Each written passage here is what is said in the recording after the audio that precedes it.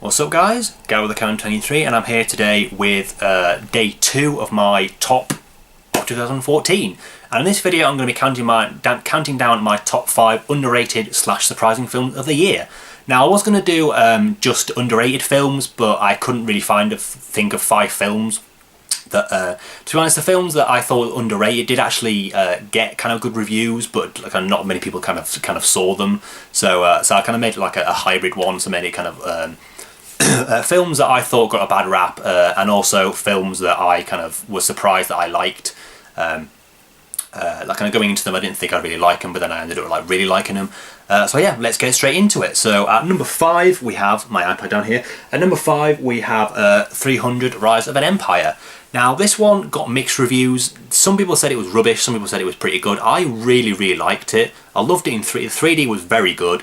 Obviously the sequel to the, I think 2006 film 300, directed by Zack Snyder, who acts as a producer on this film, and I can't remember who directs it, but anyway, got Sullivan Stapleton. We've got Lena Headey, who's in it for not very long. Got Jack O'Connell.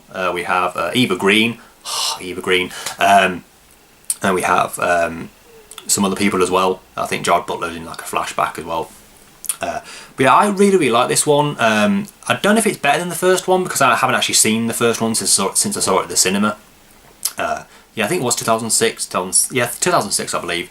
I thought it was a very worthy sequel. The story wasn't quite as good. I will give you that. Sullivan Stapleton is a really good actor, but that character did, I will admit that it wasn't exactly it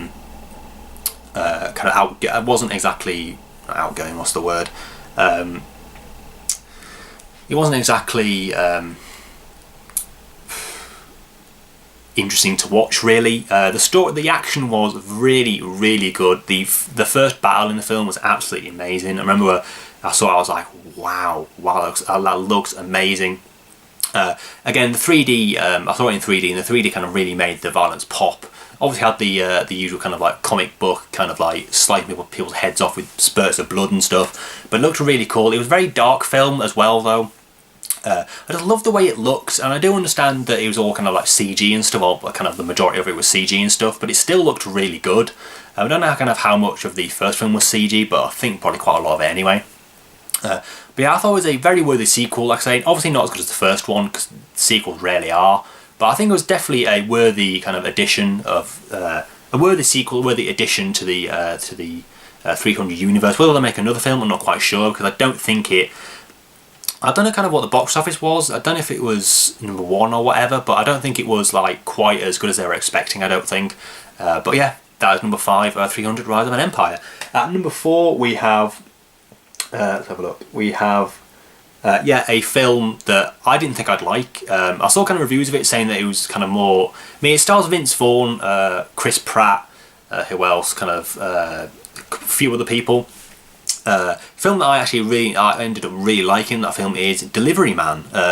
Like I say, I know people who, like, the second they see Vince Vaughn is in this film, I'm not going to go and see it, because I know Matt is not a big fan of his, but I really liked him in the film. It's definitely more of a kind of understated performance.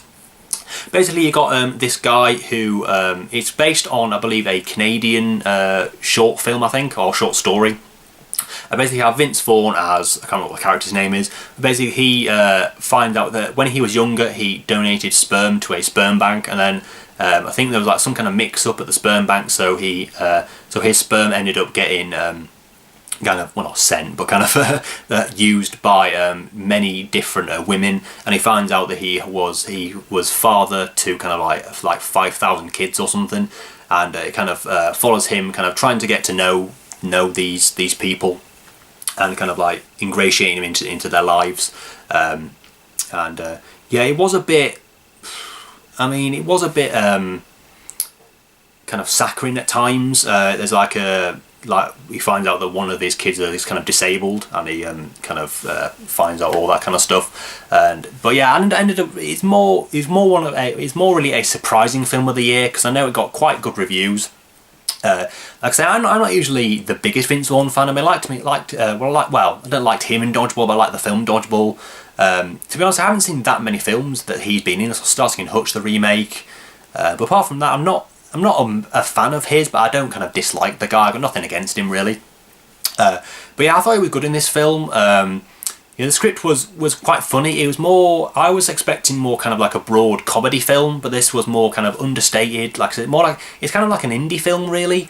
Chris Pratt was great as well. Is basically his best friend who kind of has a daughter, and he kind of like learns the kind of I don't know, the importance of what he's doing or something like that. Anyway, I can't really remember. And basically he defends, basically like all his kids kind of get together and kind of sue him for like things like child support and stuff. Basically, Chris Pratt plays a kind of a lawyer who defends Vince Vaughn's character. But I ended up really liking it. Yeah, I'd definitely watch it again. I bought it on Blu-ray a couple of days ago. But yeah, I ended up really liking it. Like I said, more of a surprising film of the year for me. So yeah, number 4 we have Delivery Man. Now at number 3, again I have to check here.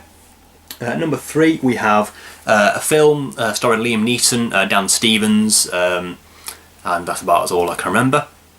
It's a film that I haven't really seen any kind of films that have Liam Neeson as kind of like the big action star. I haven't seen Taken or Taken 2. I haven't seen The Grey yet. I've got it on Blu-ray, I just haven't watched it yet. Haven't watched Non-Stop, haven't watched Unknown. So I'm not really kind of clued up on him as an action star, but I really liked him in this, and that film is A Walk Among the Tombstones. Basically, it tells the story of this kind of, I think it's like an undercover reporter who is hired by Dan Stevens' character to find out what happened to his wife. And then Liam Neeson's character kind of finds himself on the trail of these two kind of serial killers, these kind of sexual predator serial killers. Now I don't know the guy's name, but I know he played kind of the head of the FBI or something in the film Parkland. I can't remember his name, but I've seen him in other things as well. He was really good as one of the villains. Just a really interesting story. I really liked Liam Neeson in the role. Again, it's more of a surprising film because quite a few people did actually really like this film, so it's not really an underrated film. But I really, really liked it. It was really, now I wouldn't say it was fun, but it was really interesting to find out kind of like what was going to happen and stuff like that. The plot was really, really interesting. The characters are really kind of felt for. The script was pretty damn good. It's just everything in this film was really, really good, I thought.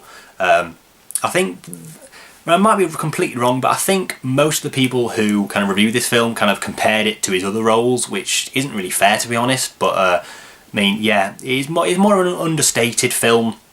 It's not kind of like run and gun, hack and slash kind of film. It's more of a subdued kind of just like a crime thriller. It was quite despicable, kind of some of the stuff in this film, and as quite a lot of the time it did have to be cut for a 15 rating. I've actually seen the unrated version, and which is kind of fair enough. But yeah, it was kind of dirty. It was grimy, but it was really, really, really interesting. The characters were really interesting. The script was very, very good. The plot was really, really good. The action, yeah, it could have been a little bit better. It was like I say, sometimes you want kind of run and gun kind of action, but sometimes it's not really warranted. But yeah, when you're expecting something and you don't get it, obviously you're going to be quite kind of annoyed. But from not having seen kind of any of his other kind of action roles, I wasn't disappointed because I've never actually kind of can't compare it to anything he's done before because I haven't seen what he's done before, which is kind of good. But I think that was kind of what people were put off by it. Were put off by the film because of that, but I really, really liked it for the reasons I've explained twice now. But yeah, I really liked it, and yes, so that's why it's number 3. And at number 2, we have a film that did get pretty bad reviews. I mean, Jason Reitman as a director now isn't quite that good. I know Men, Women and Children was critically slated, which I haven't seen yet. Did come out in the UK kind of a couple of weeks ago, but I didn't get a chance to see it. And this one, people didn't really like. I can see why. It's not I mean, quite a lot of the time when you see a Jason Reitman film and you don't know it's a film of his, you kind of watch the film and you say, yep, Jason Reitman directed this. This film didn't really feel like that. It was probably the least kind of Jason Reitman-ish film that he's done so far, and that is Labour Day, starring Josh Brolin, Kate Winslet, and a young actor kind of strange name, Gatlin Griffith.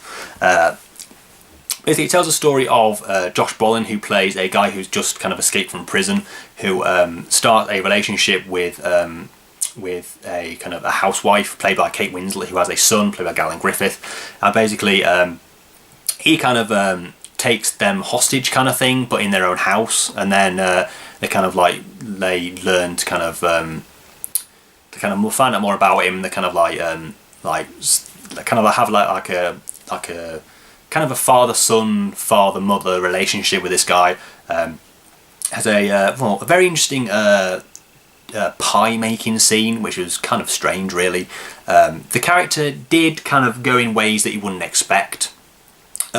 But that's what I kind of liked about it. Is, you know, it's not. I believe it's based on a book, but it's not really linear. There is a overall plot, but yeah, I can see why people didn't like it, but I really did. I thought it was a very underrated film of the year. Yeah, the performances were very good. Josh Brolin is never bad at anything, I don't think. Even in a bad film, I think he's really pretty damn good. Kate Winslet, again, is very good. Gatlin Griffith, I believe, has been in other stuff as well, but I really enjoyed him as well. I loved the way that kind of the story went. It was really interesting. The script was, yeah, it was a bit iffy at times. Like a narration, then he didn't have narration, and some of it didn't really work. But apart from that, I really liked it. Let me have a look. Yeah, I really liked it. I thought it was very underrated. Performances were very good. Like I say, the script could have been a little bit better. I do admit that. Apart from that, I really liked it. And yes, that's about the number 2. So at number 2 we have Labour Day. And number 1 is definitely a surprising film of the year. I didn't go into it thinking I would like it, but ended up really liking it. It's actually one of my favourite films of the year now. Not top 10, but I think definitely top 20. And it's a film based, start of a film franchise based on a young adult novel.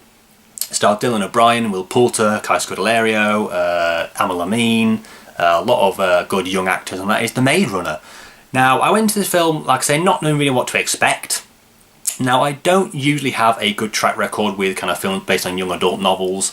I think usually it's down to the fact that a lot of the characters in these kind of films are like really cocky and just characters that I just don't like.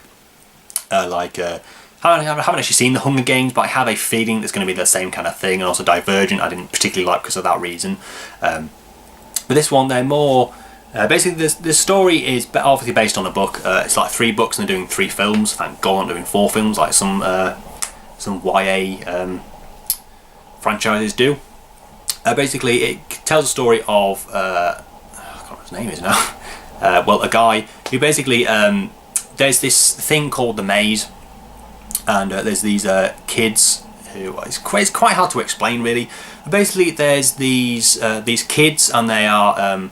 kind of banded together, and it really is hard to explain. There's like this maze thing that these guy called runners, they kind of go around this maze trying to kind of work it out, trying to find an exit, and then basically then kind of halfway through the film someone else comes up through, basically they come up through this lift, and then someone else comes up through this lift who's actually a girl, who they're usually always boys, and this girl comes up, and then they kind of try and find out who she is, why she's there, and they get they find a note saying she is the last one ever, and they're basically trying to find out, trying to escape the maze to find out why they're there, kind of thing.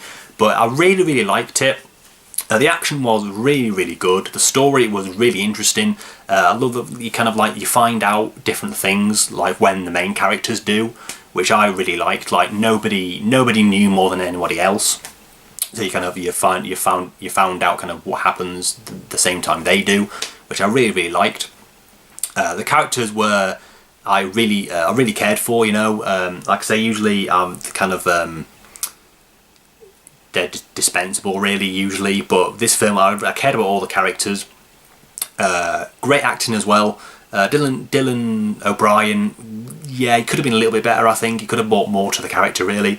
Kai Scodelario, who I'm a massive fan of, did really good as well. That's a kind of her first kind of well, kind of more known US role. I know she was in Truth About Emmanuel, but nobody saw that film. But this one, kind of more mainstream. Will Poulter as well, the guy with the craziest eyebrows in Hollywood. Used to be the craziest eyebrows in Britain, but now is the craziest eyebrows in Hollywood. Yeah, he was really good in it. Is kind of a villain, kind of not. He kind of turns into a villain because he kind of basically this guy comes up and kind of takes control of all these people who basically it's kind of like a power struggle kind of thing, which really kind of worked out really well. Well, not well for them, but well for kind of the story. But yeah, I really enjoyed kind of finding out what this place was, and also I'm really looking. Usually when I see films like saw Divergent, I thought, yeah, it was an alright film, but I'm not really interested in seeing the other films. But with this one, I'm really invested in these characters, really invested in the story. I really want to know what happens next. There's a lot of kind of twists and turns around the film, which some of them I didn't see coming, some of them I did. Because unfortunately I did read some of the plot synopsis on Wikipedia before I saw the film, which is a not very good thing to do. And I'll also usually again with these films I don't kind of go out to read the book, but I did. I do need to read more of it. I've only read like the first 10 chapters of the second book, but yeah, I really enjoyed it. Definitely the biggest surprise of the year for me. I do believe that it got mixed reviews. Some people loved it, some people hated it, but I really liked it. And like I say, it's one of my favourite films of the year now. It was really fun, interesting. You're invested in the characters and the story, which usually doesn't happen for me. But yeah, really like The Maze Runner, and that's why it's at number 1. So yep, those are my picks for my top 5 underrated / surprising films of the year. Number 5 we had 300: Rise of an Empire. Number 4 we had Delivery Man. Number 3 we had Walk Among the Tombstones. And number 2, what do we have? We had Labor Day. And number 1 we had The Maze Runner. So yeah, that'll about do for this video. So join me tomorrow where I'll be counting down my top 5 kills of the year. So until then, please rate, comment and subscribe. Thanks for watching and have a great day.